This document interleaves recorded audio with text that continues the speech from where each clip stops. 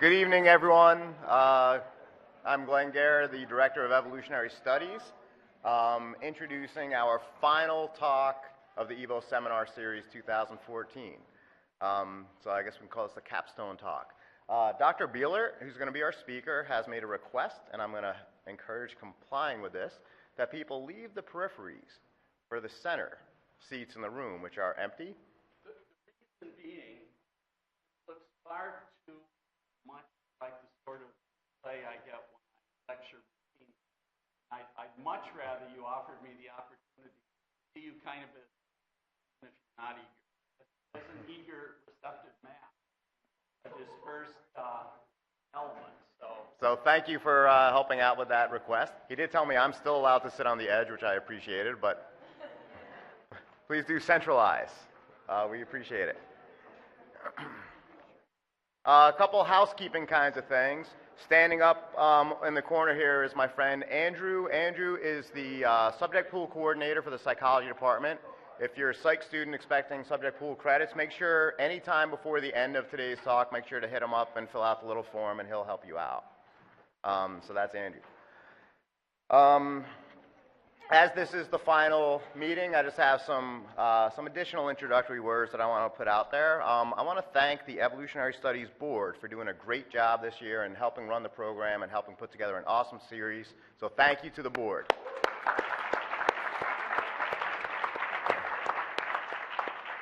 And in particular, the person who was essentially the chair, the coordinator of the speaker series is Dr. Ken Nystrom in the back, so thank you, Ken.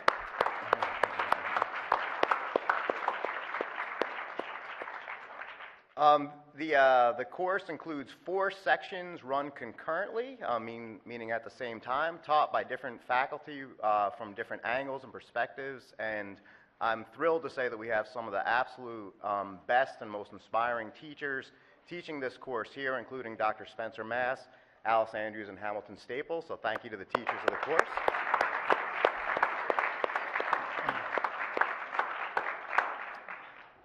And the speaker series has been videotaped by our folks at IMS, led by the fearless Kayron over there. So thank you, Kayron.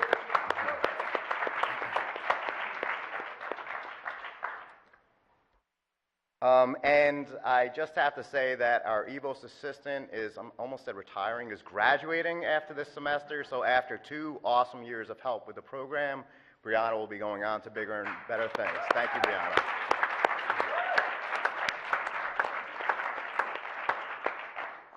So we've had some really, really great support in terms of people stepping up and helping out with this program. After today's talk, there will be a reception, which will be over at the terrace. Not only is it going to have an absolutely thrilling EvoS cake, the final cake of the year, but we will be giving out the Wallace Awards. The Wallace Awards are given out to outstanding graduates or people that are about to graduate in the field of evolutionary studies. And Wallace is the guy who discovered natural selection at the same time that Darwin did, but no one knows his name. So to get his name out there and to show our love and appreciation of Wallace, we call our awards the Wallace Awards. So these awards will be given out to some graduating students at the reception, so I hope everyone can come out for that particular ceremony. Dr. Bielert is a professor at Oneonta, and he's got a very cool background, extremely interdisciplinary, genuinely interdisciplinary. He has a PhD in zoology from Wisconsin. He did some postdoctoral research in South Africa on various non-human primates. He is currently in the employ of the psychology and anthropology departments at Oneonta. He's done landmark research on the nature of biological sex in non-human primates, which he'll be speaking about today. And one final detail that we found out in the pre-talk is that he is an absolute expert on female copulatory vocalizations in non-human primates. Please join me in welcoming Dr. Bielert.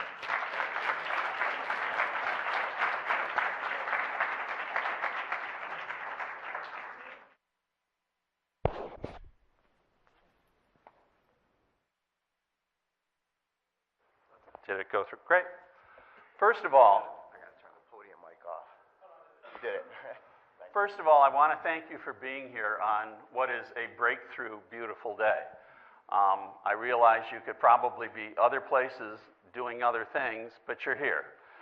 You're not in Boston, however, running a marathon, so maybe you should be thankful for that. You're here and you're not winded, you're not tired.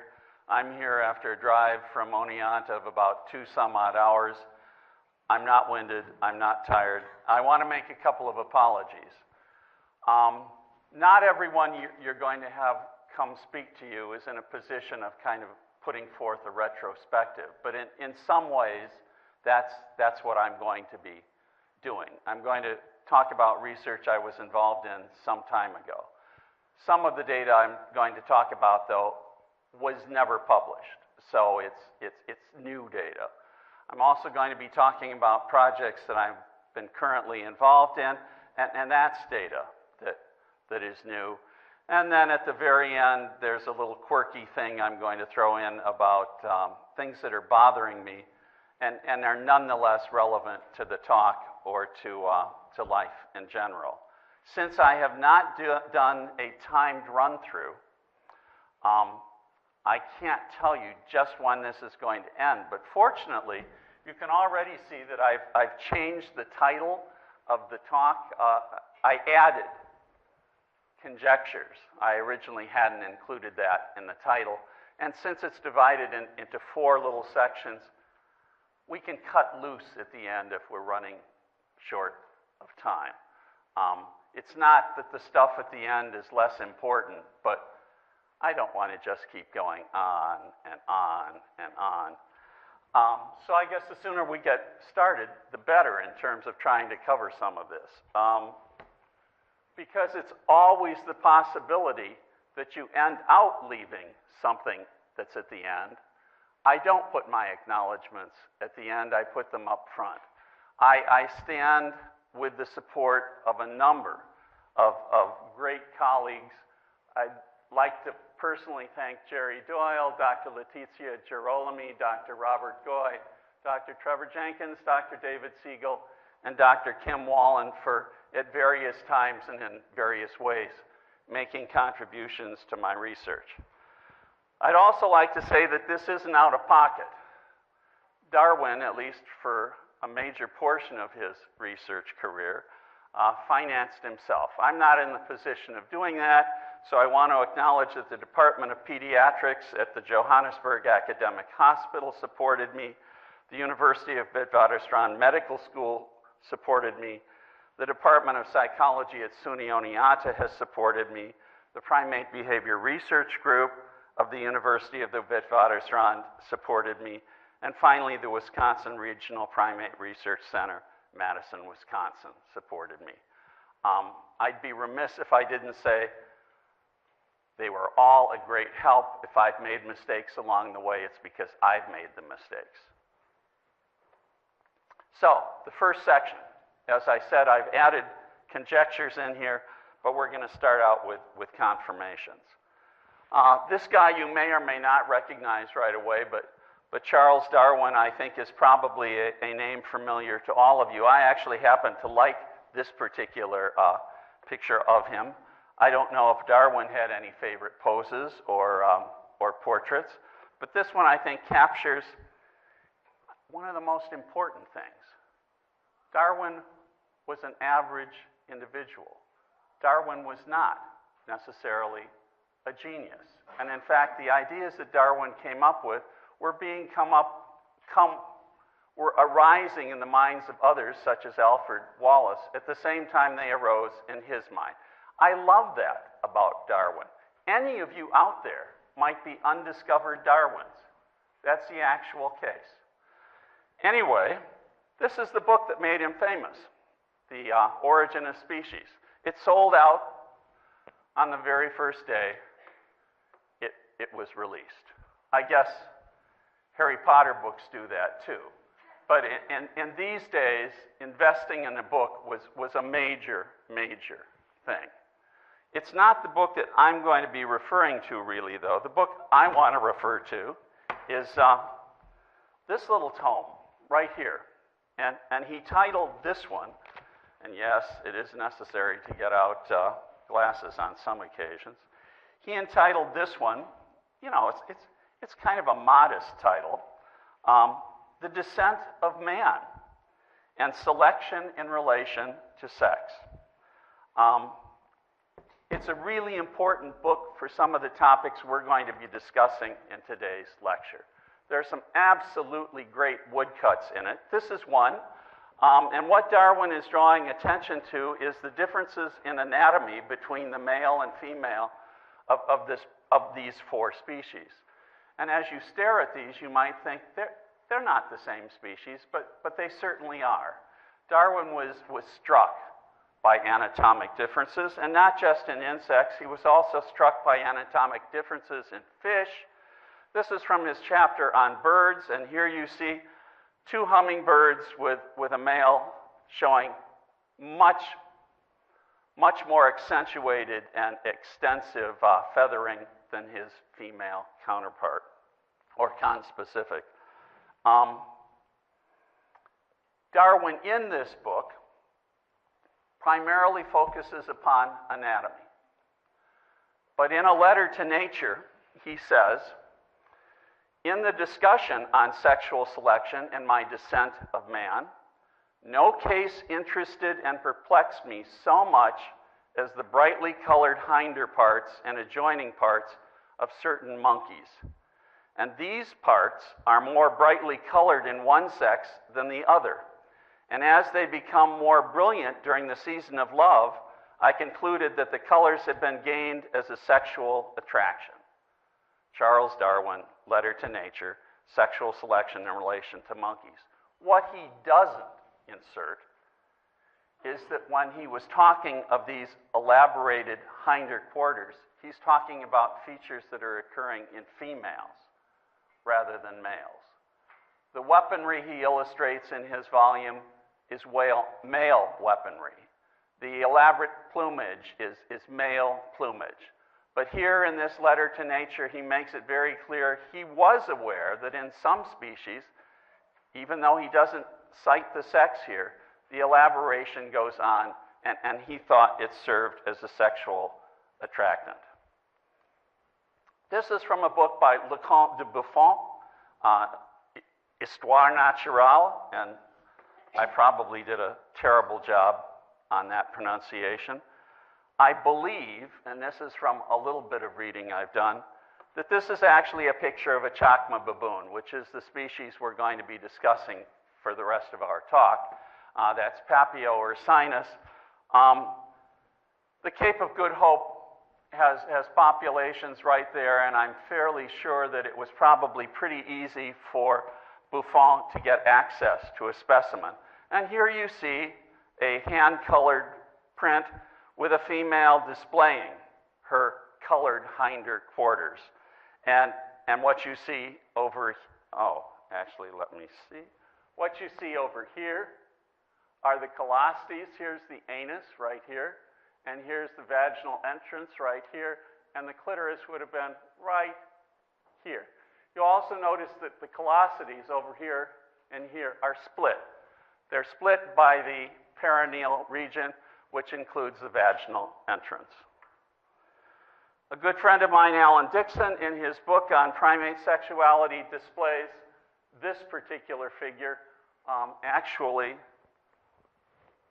That picture right there is one I provided him with. But the others he included, and you've got mangabeys up there, you've got pigtail macaques, you've got chimps, you've got bonobos. But this is the sort of variation that you find in these particular perineal elaborations. Okay. One fish, two fish, red fish, and swollen-bellied female.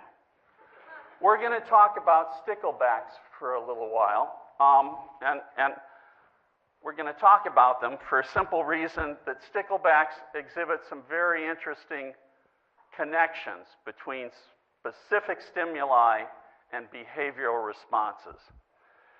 Here in the case of the male stickleback, you have a red belly.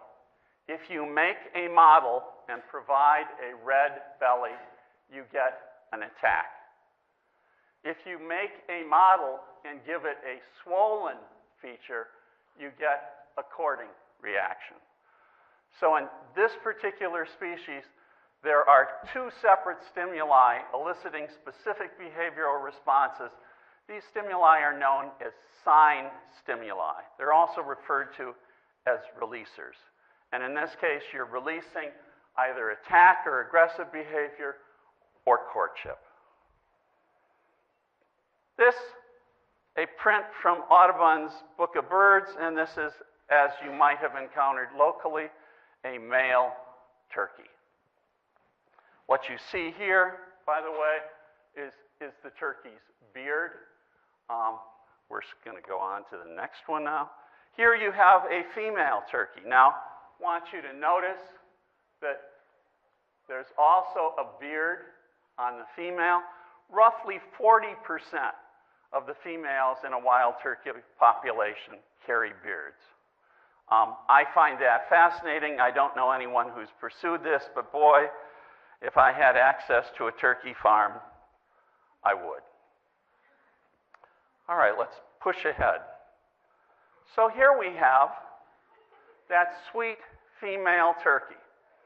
And at this time of year, you're aware, males are combing the woods, they're drumming, they're fanning, they're trying to attack the attention of this particular item, a female turkey. So yes, you're looking at a turkey. When the male looks at a turkey, that's not necessarily what he sees. Shine and Hale did some great work with turkeys, and they made a model and they removed the head. Males ignored it. Males aren't into bodies, but they are into heads. If you give them a head, the male will go ahead and court that as if it's a normal female. Again, an example of a sign stimulus releasing a specific behavior pattern. This is a female Chacma baboon in the wild, in situ. And you can see a fairly prominently swollen perineal area.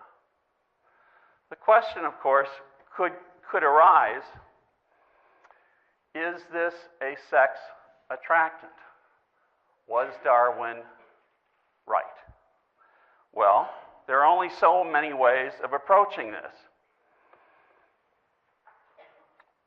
One way is offering males and females the possibility of interacting on a regular basis.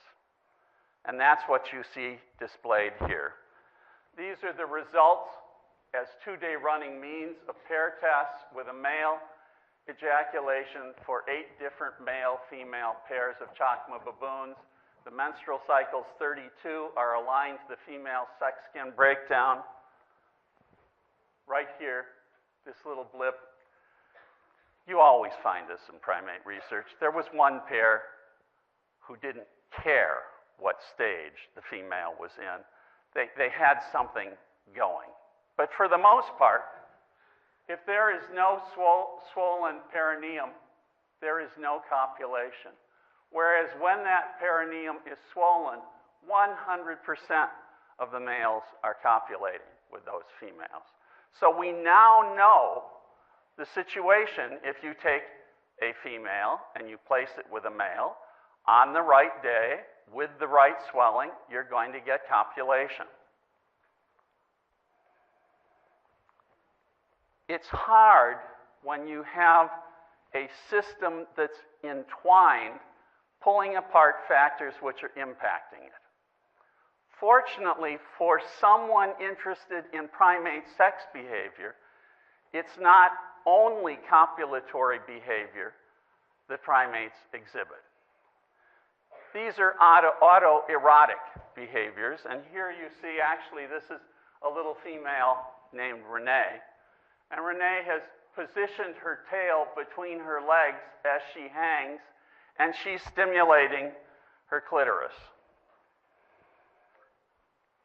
This is a female known as her, and in her case, her case.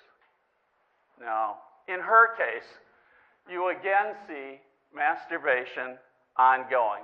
The sex skin, by the way, in the case of a young rhesus, extends far beyond the area of the vagina and actually goes up onto body portions. As this animal ages, this won't end up swelling in response to estrogen, and you'll only end up with the perineum, and the perineum won't even swell that much, but it will show a dramatic color change. It's not just females that take part in autoerotic behavior. Here you see a male I worked with, and although this is a still and not an active photo, I think you can probably guess what's attracted his attention, or maybe you can't. What you might have trouble seeing is that in the case of rhesus monkeys and chacma baboons, ejaculated semen coagulates. So it leaves little fragments on the penis. And he was concerned enough to be cleaning himself after an ejaculatory event. Enough about rhesus monkeys. We're going to talk about chacma baboons. And this is the cage in which my chacma baboons resided. This is a male, and let me see. Oh, yeah, this is Caliban. And here he is. This is a perch he can sit upon. This is a door he can go in and out of. Here's food, water, a mesh bottom. You see it's raised up off the floor. That's enough for this picture. Let's go on to the next one. This is the sort of appearance an under-cage floor area takes if you've allowed 24 hours to go on. And what you see here is coagulated ejaculate. And you see a couple of different, you see a couple of different types. This would be referred to by me as a spot. Here you see evidence of a squiggle. Now, let's go on to the next one. This is a squiggle. And I don't know, it just seemed to me like that should be a squiggle. And the squiggle contrasts with the spot. And this is a spot. And again, it seems to me that this should be a spot.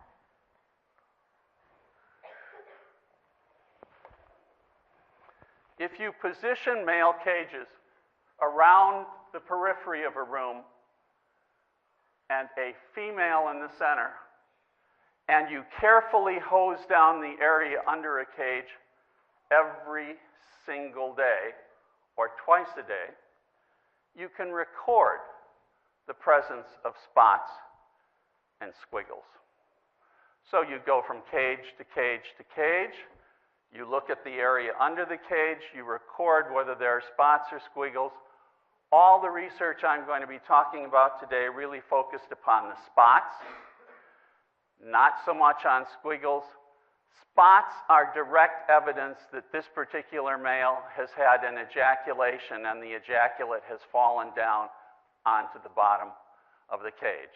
Squiggles are what remains in the urethra and are passed with urine. Now that doesn't mean an ejaculation hasn't occurred, but spots are definite evidence of ejaculatory activity. I kept track of the occurrence of ejaculatory activity, not by number, but by occurrence. So a male was given a positive record if under his cage at that check there was a spot. If there was nothing, he was not given a positive record for the day. Now, this is female 98, and what you see here, what you see here is female perineal swelling indicated as a 1, 2, or a 3.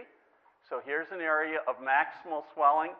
Here's swelling increasing to this maximal. Here's low swelling. And this is the occurrence of spotting by that particular female. And what you see is there's a close correspondence between high levels of spotting and a swollen perineum.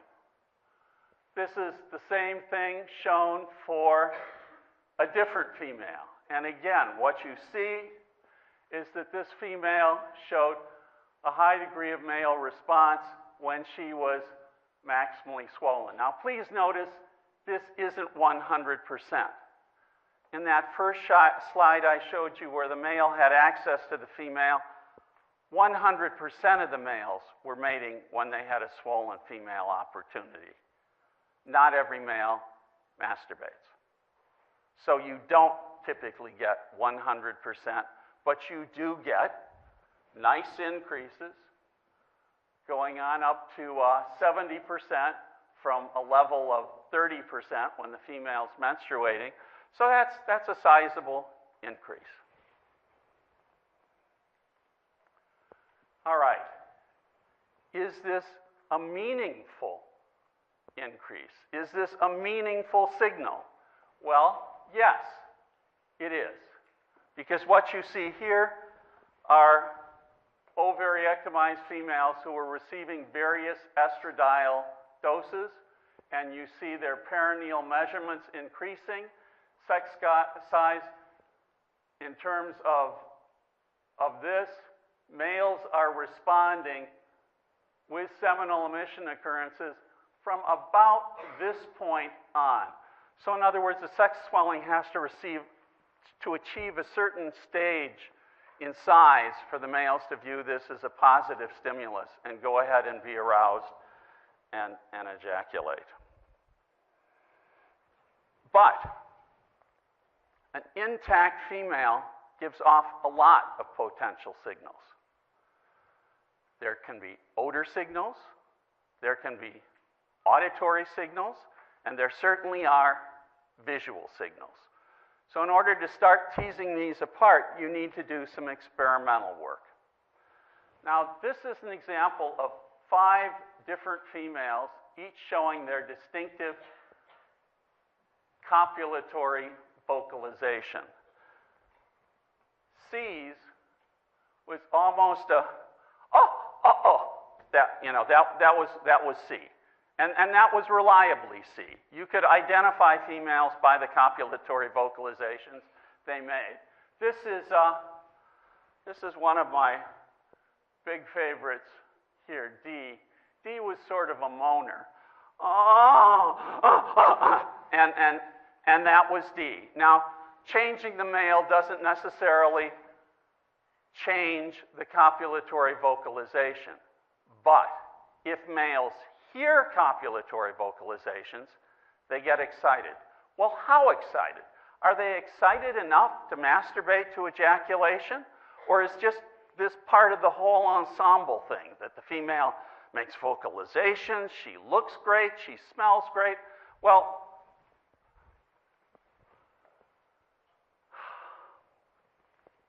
an ovariectomized female was put in position, and 3 times a day, a series of copulatory vocalizations were played. And there was no effect on male spots or squiggles during that period of time. Now, I have to apologize. This is a messy slide, but why would I try and deceive you? So don't sit there and stare at it and think, he expects me to, I'm going to tell you the truth. It didn't work. They get aroused when they hear this vocalization, but it doesn't drive them to masturbation. Richard Michael was doing work on rhesus about the time I was working on baboons, and Richard Michael was able to demonstrate that you can drive sexual interactions in rhesus monkeys by providing a pheromonal lavage to the females. So he was taking intact females, lavaging them every day, applying those lavages to ovariectomized females, and he was keeping score of how the males responded. And what he found was that around the time of ovulation, these lavages were effective in stimulating a high level of male sexual interaction, including ejaculation. Chacma baboons have the same aliphatic acids that rhesus do. And by the way, the same aliphatic acids that human females do. So here's acetic acid, propanoic, methylpropanoic, butanoic, methylbutanoic, and pentanoic. And what you see very easily is that about the time that the female is in her maximal swelling, these are at high levels. I want you to notice particularly, though, that they're at even higher levels in many cases after she has broken down. Are the males copulating with the female after breakdown? No, they're not. So these in and of themselves can't be driving the sex behavior, because when they're at their highest level, you're getting no sex behavior. So let me tell you, although I don't have a data slide to show you, this was a bust. When they had lavage material put on them, it didn't change the male's response to them at all. So the males continued to be uninterested in those particular females. Going back to this is certainly a prominent cue, and we've so far ruled out copulatory vocalizations through an auditory channel. We've more or less ruled out aliphatic acid influences, but this visual thing is providing not only a visual display, but also behavioral possibilities. One needs to make an assessment of how important vision is. One could blind the males. No. One could blindfold the males. No. One could deprive the males of visual access to females who are showing a normal cycle. And that's exactly what happened in this particular experiment. Females were placed behind a screen. Did that change the male's behavior? Well, take a look here, in which visual contact was eliminated pre-treatment, percent of responders. If you take that visual element away from the females, the males are no longer interested in the females. Something is being passed through a visual channel. Well, what is it? Is it that image of this swollen perineum, or is it their behavior? What you really need is a way to pull the perineum away from the behavior. Prostheses. This is a cast right here of a swollen perineum. Here's the bandage and the plaster of Paris. Here's the cast. You grease the perineum before you apply this cast. And then if you cast it, this is what you get out. This is thermoplastic, and you can see over here on this far edge, these are little holes that have been drilled in this thermoplastic, because what you need to do is come up with a way to attach this to your female. So you use seat belt webbing, and you use buckles and straps.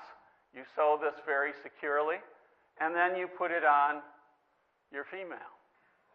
And this is what she presents with. Now, these are ovariectomized females, So they're not giving any copulatory vocalizations, they're not giving any olfactory cues, but that doesn't mean they might not be giving behavioral cues. So here's a female with that perineal prosthesis in place. This is a real female, just so you can see how similar they are. In order to assess this, you have to keep track of behavior. So you throw into this situation a one-way vision glass so the observer can be right here keeping track of what the female is doing as she interacts with this room full of males. And what you find is that females in the pre-belt condition and the belt condition don't change their behavior very much at all. But males certainly do. So here's the male response. This is the frequency, and here are the percentage of male responders.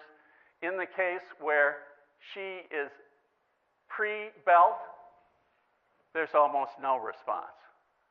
You put the belt on her, and the boys all get excited. And here you have the males, and they're showing the male response to the females. So now you know that it's not the behavior that's driving the situation. It's the mere presence of the perineum. And here we have a Chacma baboon, not all that different than a turkey.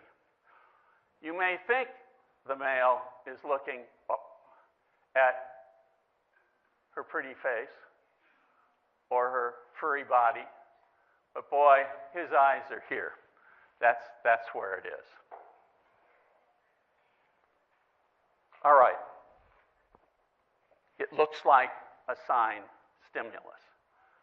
Sign stimuli are typically very specific. So all sorts of factors can impact them. In the case of the stickleback, if there's not a red model, there's no threat. If it's not a swollen model, there's no courting. What's the situation for the Chacma baboon? Well, this is in a situation where you have an ovariectomized female. There's no male response to an ovariectomized female. If you prime that female with estrogen, you get 67% of the males responding with ejaculation. How critical is the color? Well, here you see a female with a presentation and a pretty dull color. Again, this female, as was previously the case right here, there's no response. Is color a variable? Yes. Color's a very important variable. Red works at 67%. Orange? Nope. Yellow? Nope. Green? Nope. Is that a blue? Yeah. Blue? Nope. Violet? Nope. Kind of a gray? Nope. White? Nope. If it's not red, they're not interested. All right, so let me present this case. The perineum is a sexual attractant, and it elicits full and complete ejaculatory behavior on the part of the males. If it's too small, they're not interested. As it grows in size, they get interested. Finally, it reaches a point where it's fully swollen, and 100% of the males, if you recall, are mating with such females. In the situation of ethologic studies, sign stimuli can be exaggerated, and we refer to these as supernormal stimuli. Does the supernormal stimulus phenomenon apply in the case of the perineum? Yes, it does. This is a normal swollen perineum. This is, as you can see, a greatly increased perineal swelling. When you compare those, it's important that one thing you realize is that by offering a supernormal stimulus, you can't necessarily expect to have a supernormal sexual response. Ejaculation is ejaculation. Maybe orgasms differ. Maybe, you know, you know, but an ejaculation is an ejaculation. So how do you get at the question of whether this is a supernormal stimulus? One way of doing it is looking very carefully at when the males started to respond. In the case of a supernormal stimulus, you already have a perineum of a size that's almost effective. So they start responding much earlier in the menstrual cycle than if it's a normal perineal swelling. So yes, in the case of baboons, you can elicit a supernormal stimulus response. Conjectures. This is a bonobo swelling. Bonobos are tied with chimpanzees for being our closest phylogenetic relatives. So here's a bonobo swelling. Here's a female chimpanzee swelling. The question becomes, in species such as the bonobo and the chimpanzee, where you have perineal swellings, you should expect the males to act upon these in the same way as the male baboons acted upon those perineal swellings. That only seems reasonable, that in these two species as well, the mechanisms are there to drive a sexual release when the appropriate stimulus is there. Could that be the case for humans?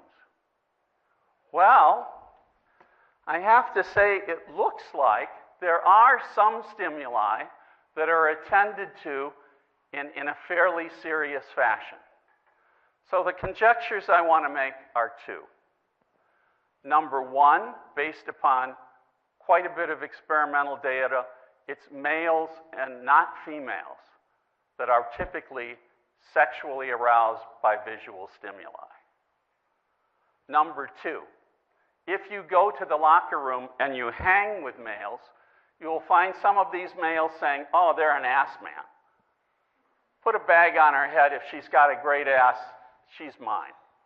You will find others who say, I don't care about the body. I really don't. If she has a beautiful face, I want her. I would suggest to you that the Venus of Willendorf here suggests that for a long time, people have been attending to certain stimuli that may carry importance in terms of successful reproduction. Yes, a lot of attention has been paid to the waist-hip ratio. Again, I'm not sure I really like all that research that much. And just to show you that although I think it's interesting, I don't necessarily think it's appropriate. Here we go. And here we go again.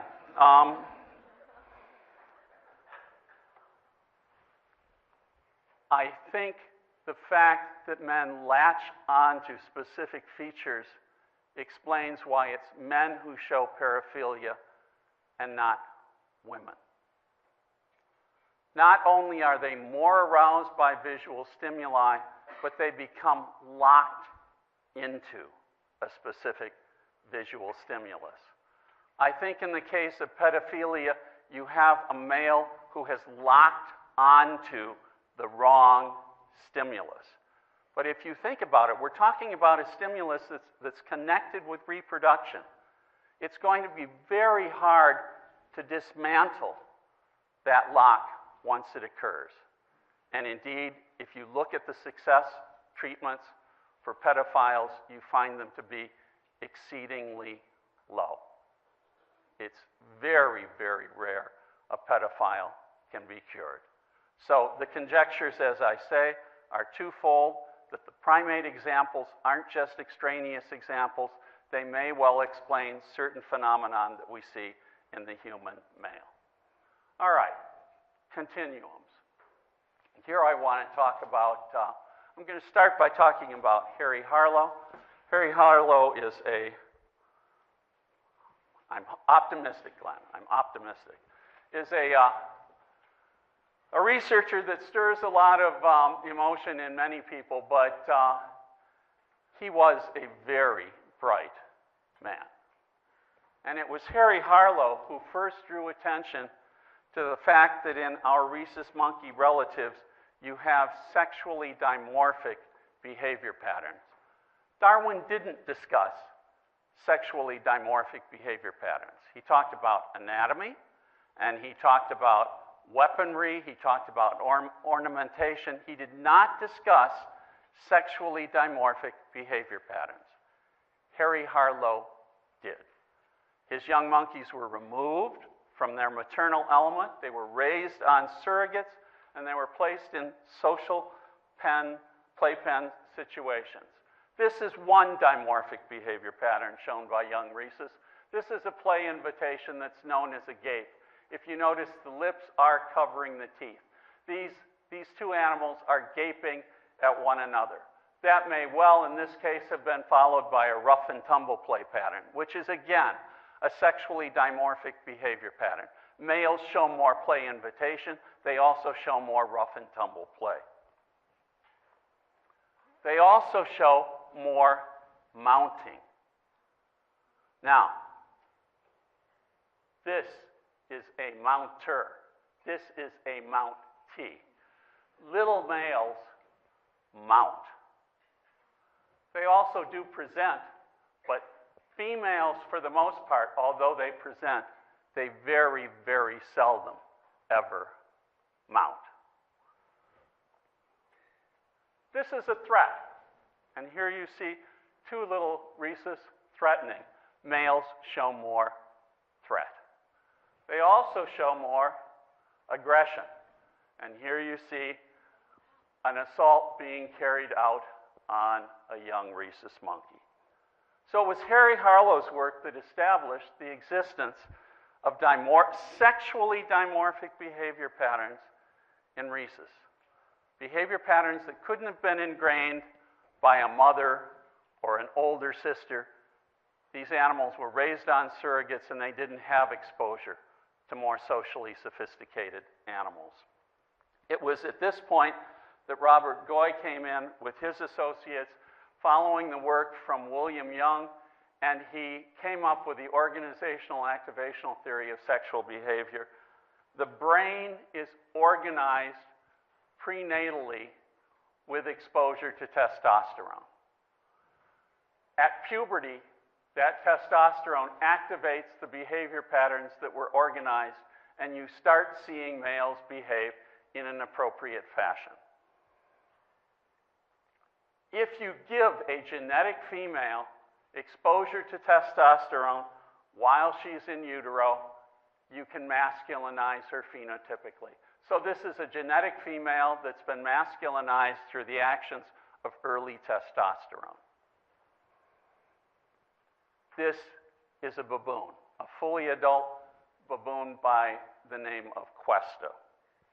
Let's talk about Cuesta for a second or two. This is an adult male. Please note the extensive muzzle. This is Cuesta. Please note the extensive muzzle. This is a female. The muzzle is not as extensive. Here we have a crotch shot.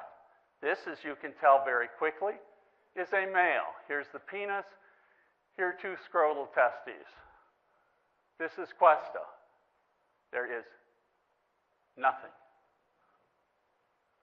This is a normal female, and here you're seeing the edge of her perineal swelling, and this isn't even in a situation where she's fully inflated. This is a rear end view.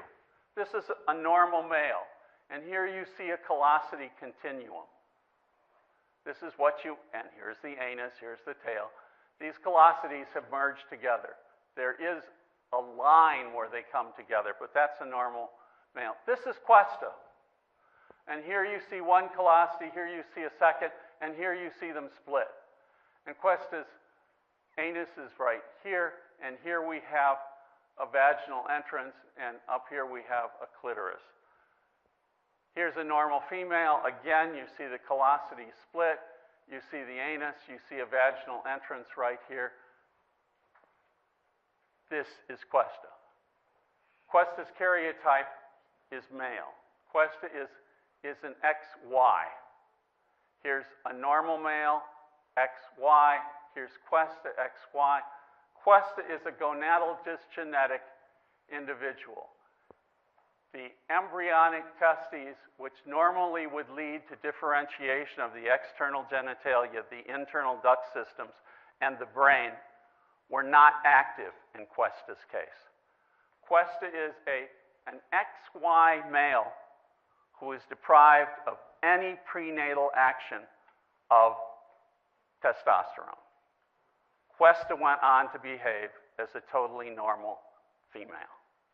In the absence of testicular stimulation, the default is to develop as a normal female, and that's what Questa did. Now, I want to talk about some work I did with Questa, and you recognize this as a prosthesis. I observed Questa Questa and others through the one-way glass, and here are the animals that were observed. A castrate male, Questa, an ovaryectomized female, and a female who was ovaryectomized but receiving estradiol benzoate. These are the sorts of behaviors that these animals showed. The males never showed any presents. Questa never showed any presents. The ovaryectomized female did present. The female on estrogen did present. Lip smacks. The male did show some lip smacking. Questa showed a fair amount of lip smacking. The female showed a fair amount of lip smacking in both these cases. If you take a look here, this is baseline. This is model, baseline model, baseline model, baseline model. There were no differences. The same behaviors were being shown in these conditions. But that's not the way the male responds. And I told you I'd tell you I didn't want to lie to you about data. This should have been corrected. It should not have been, the last slide. This should have been total of 11, and this should have been a total of 13. They didn't get carried down the right way. All right, so go ahead. Did the males respond?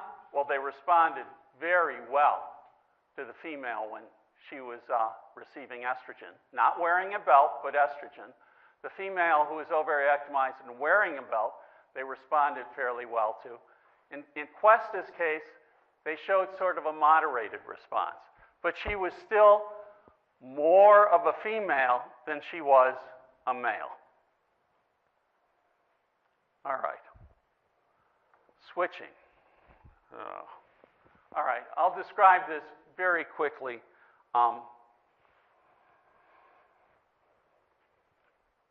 There's a rare disorder of sexual differentiation known as the ovotesticular sexual disorder of sexual development.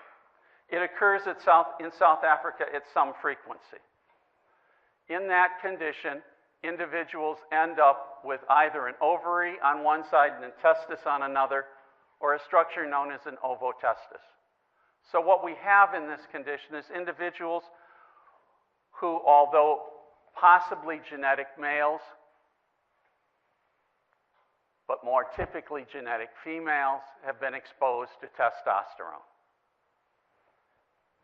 What I wanted to know was, in the case of a genetic female, does this predispose them to behave in a masculine fashion? If you start searching the literature, you find out that there are not many tests that allow you to assess children in terms of either gender dimorphisms or sexual dimorphisms. The three tests I came up that I was happy with are the playmate selection, and here you ask the child, who are your best friends and your playmates?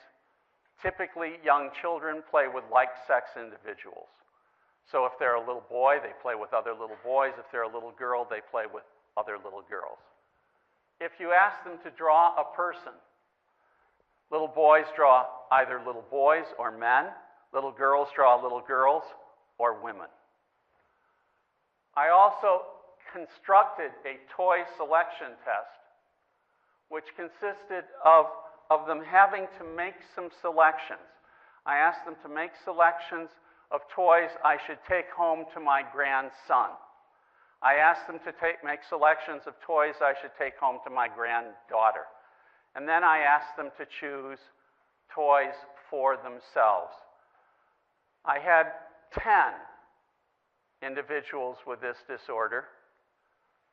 2, although XX, behaved identically to their male counterparts. They were indistinguishable. All the choices they made were typically male choices. The other 8, although they declared themselves as female, were heavily shifted and biased in the direction of delivering male typical responses.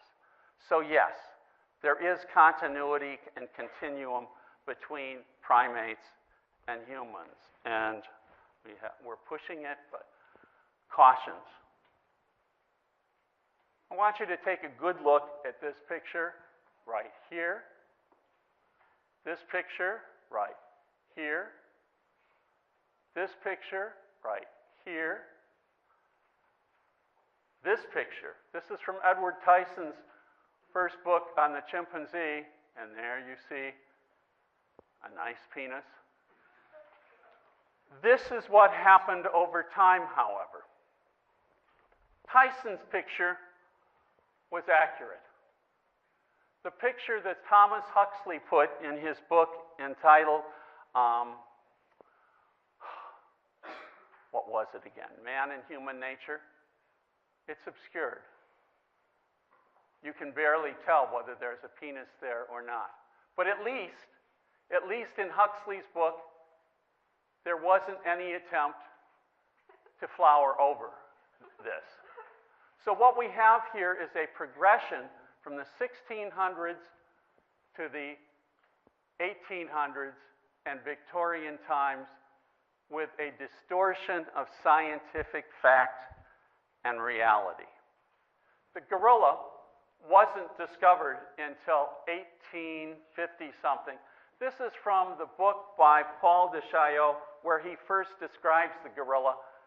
De Chaillot has put leaves here. You wouldn't need leaves. Gorillas are so poorly hung that even if it were an accurate anatomic figure, you probably would not see a penis and scrotum. This is sad. This is sad. But it's Adolf Schultz in the 1940s corrected it, and Schultz was able to get away with presenting our grade 8 relatives as they should be in an accurate form. All right, I want to shift and talk about my bugaboo. My bugaboo is losing the meaning and the term sex in research in this area. So this is from an article that appeared in Discover. I want you to take a look at this. The researchers found no socioeconomic link to fetal gender, fetal sex. Gender doesn't arise until after the individual has been born. John Money introduced the term. You cannot use the term gender when you're talking about a fetal condition. Up here, where the proportion of boys and girls moves closer to 1-to-1 might be explained by improved life expectancies, reducing the gender differences in mortality. No, there are sex differences in mortality. There are no gender differences in mortality. Rooney's reveal baby's gender. If we take a look up here, it says the soccer star and his wife revealed the news after having a scan confirming the sex of the child. It's not the child's gender. The child's in utero. It's not the child's gender. This is from someone who should have known better, Londa Scheibinger. Here we have, gender analysis has led to better treatments for heart disease in women. Identifying the genetic mechanisms of ovarian determination has enhanced knowledge about testis development. It's not gender analysis, it's sex differences, which up here she mentions, but when she gets down to discussing it, she's changed her story. This is truly sad. Zoo officials have released gender and health tests. Scientists conducted 2 tests to confirm the gender of the panda cubs. A DNA test was required to determine the cub's sex because the bears don't develop external genitalia until they have aged several months. This is tragic. It's tragic that people are misusing words. Words carry meaning. They allow for explanations of processes and phenomenons. The distortion and misuse of words is not a trivial matter. It's an important matter. Don't let sex be washed out of the scientific vocabulary because social phenomenon are moving in the direction of another word. Sex is not gender. And gender is not sex. And on that note, I want to close and ask if you have any questions.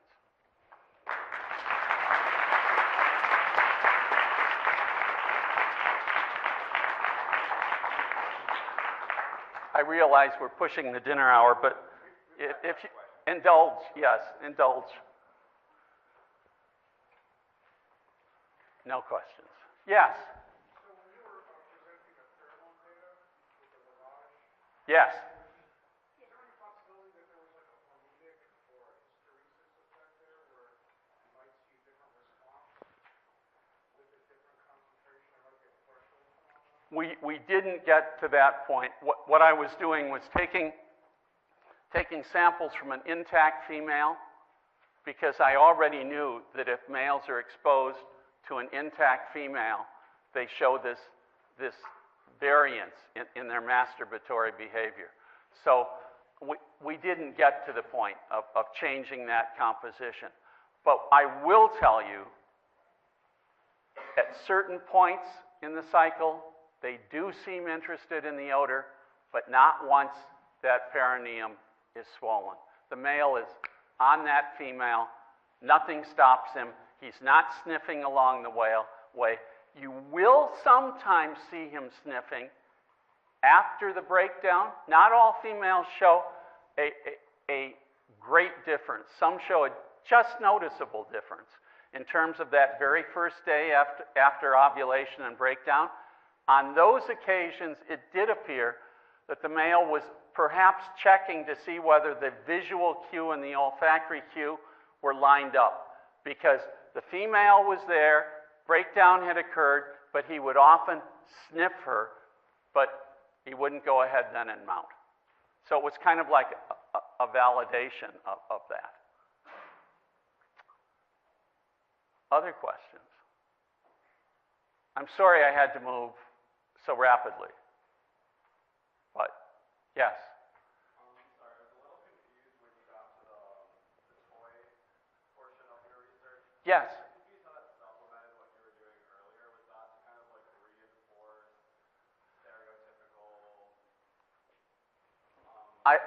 I did it for 2 reasons.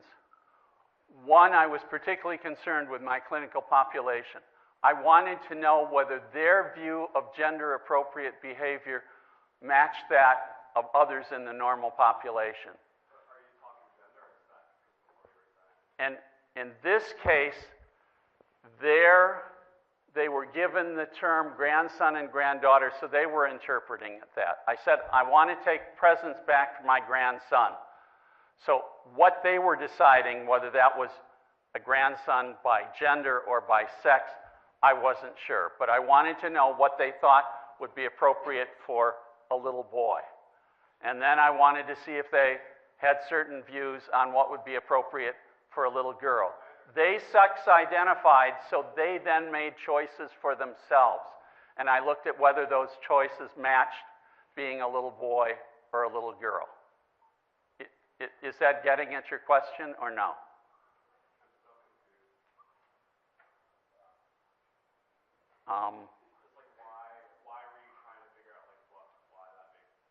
Because there are numerous studies that show that little boys and little girls prefer very different play items. And it's not just on humans. There are also some nice studies by Kim Wallen where he looked at monkeys. And little boy and little girl monkeys prefer very different play items too. It's not just a forced upon choice. Yes? Do you think that your research has some implication for understanding the relationship between sex and gender? Because Questa was a biological male, but Questa displayed the social characteristics and behavior characteristics of females. Can this be applied in any way to understanding why this happens in humans or how? If there were a study that focused on the same condition that Questa had, I'd be in a much better position to answer your question. All I can say is that Questa's behavior was consistent with the view that when a genetically male individual is deprived of early hormone exposure, they develop as a normal female. And that's what she did. She wasn't responsive to testosterone. She was to estrogen. Whereas a castrate male, if you give that castrate male testosterone, because they've had that organizational experience in utero, they go on to behave as a normal male. Questa didn't have that. So she behaved in the default pattern, which is female. So those chemicals might have the same effect in humans? Oh, I'm sure they do. I'm sure. Does that condition exist in humans? Yes, it does. But I know of no clinical study that's been done on that condition yet. That doesn't mean there aren't scattered data out there in labs or in private practices, but there's been no review of it. Yep. Can you just give us your definition of gender, just to contradict sex?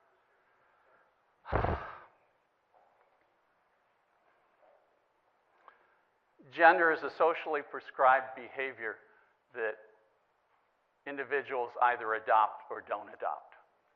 But it's socially prescribed. What's masculine behavior in one culture may not be masculine behavior in another. So that's where the social prescription comes in. So does that transcend the primates, or is that primarily a human? That's the human condition. So is it even appropriate to talk about gender roles and gender identities in non-human primates? I don't mean that. I wouldn't say so.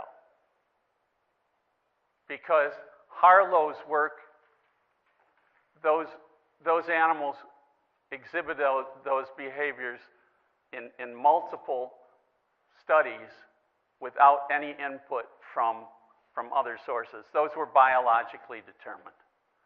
And I think they're biologically determined in humans as well.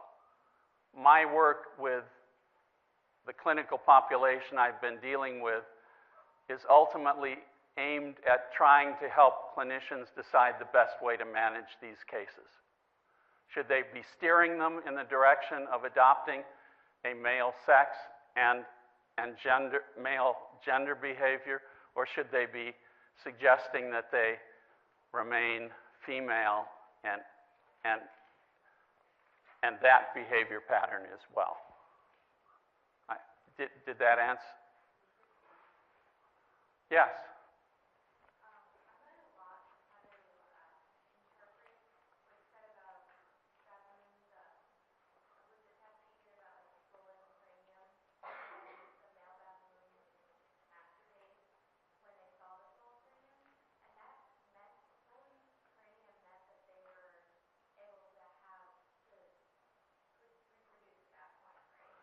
They were ejaculating. That's the end point of reproductive behavior. If you're not going to ejaculate, you're never going to have reproduction. So that's as an appropriate a behavior as a copulation is. There's been an ejaculation. Yeah, no, but it's interesting because they're ejaculating, but not in a way that would actually lead to reproduction. Males and females do the same thing. They masturbate without it leading to reproduction. Yeah. Not every behavior we perform is intended to result in reproduction. Well, that's what I find interesting is that they're still attracted to the thing that leads to reproduction. They're not. They can't avoid it. It's hardwired. In a situation where they have access to a female, as I showed you on that graph, they're going to be copulating to ejaculation. It's hardwired in there. 100% of that sample group, when they had access to a fully swollen female, copulated with her to ejaculation. Maybe I'm still not understanding your question. I'm more just like on a familiar interpretation. It's not a question or a problem. Yes. Females are noticeably smaller than males in general, right? Yes. Well, I noticed that, well, it says in the article that, what's her name? Cuesta. Cuesta, thank you. Was over, I think, 10 kilograms heavier than the average male. I'm assuming that means that, you know how the turkey has a focus on the head more than anything else part of the body? Is it the same way with the Prinia, with the baboons, in the sense that that's primarily what they focus on? Because I'd imagine, you know, It is. by the form of the animal, It is. The reason why Cuesta was so large was because she had streaked gonads. So she wouldn't have had an activated epiphyseal closure at the same time a normal female would have had one. So that's why she continued to grow and got unicoid in terms of shape. Yep. You mentioned, I know you mentioned Harry Harlow's experiments. Yes. And you also mentioned that, I don't know if you were, you sounded like a little dismayed. You said there was a golden age of primate experimentation. I was wondering if you could talk directly on that. Has it become more difficult to discover anything about chimpanzees and primates because of new morality that is presented as necessary when you're experiencing with them? And what are your thoughts of, is there any role in morality? Is there any role in morality when experimenting with primates at all? Yes. I felt absolutely terrible when I left South Africa and had to leave my animals behind. I did. They'd been part of my life, and I had to leave them. They were subsequently used in other experiments, particularly liver transplant experiments. At least I know in that situation they would have been put under anesthesia. They would have then had liver removed. Then they would have been given an overdose. So they wouldn't have died a painful and horrible death. But I was very, very sad. In terms of your Harlow question, is it becoming more difficult now? Yes, particularly if you're interested in grade ape behavior. It's almost become impossible to carry out any manipulative work. Certainly, any work that you cannot get your chimps to voluntarily take part in, you're not going to get approval to do. Now, does that mean there's no exciting work going on? No, the Japanese are doing some absolutely amazing work on chimp cognition with chimps that are fully cooperative with the researcher. So yes, there is still work going on. It's exciting work, but primate lab work is just gone. Why don't we take one more question? Yes.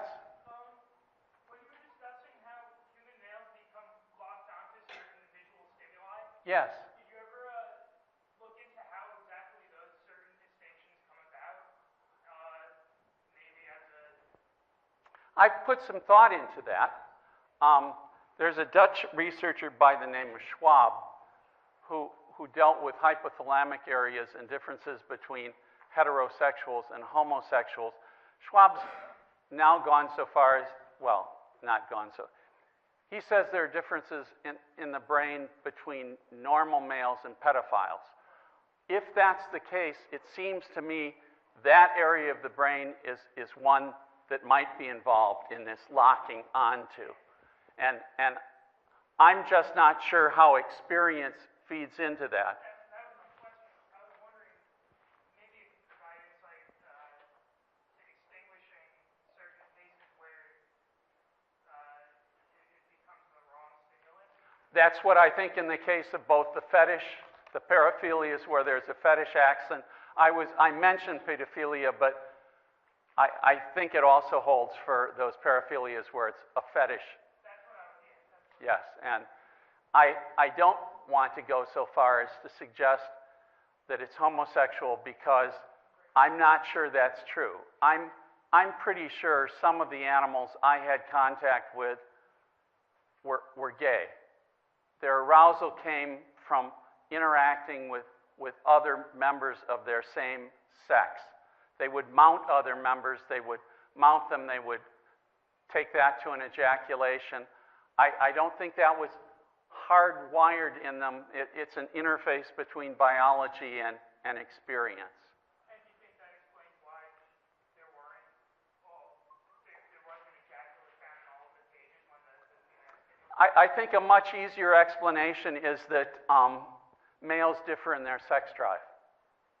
And some males feel the urge to masturbate with some frequency, and some don't. And by giving, it's well established, at least in certain other non-primate species, that sex drive is under a genetic element. And if it's a low sex drive guinea pig, giving them testosterone does not turn them into studs. There's a certain threshold. Testosterone above that threshold doesn't make them into sudden studs. So I think in the case of the baboon, some of these animals had a higher sex drive than others. Some were masturbating almost daily, others only in the situations where the female was fully swollen. I see it as individual variation in sex drive.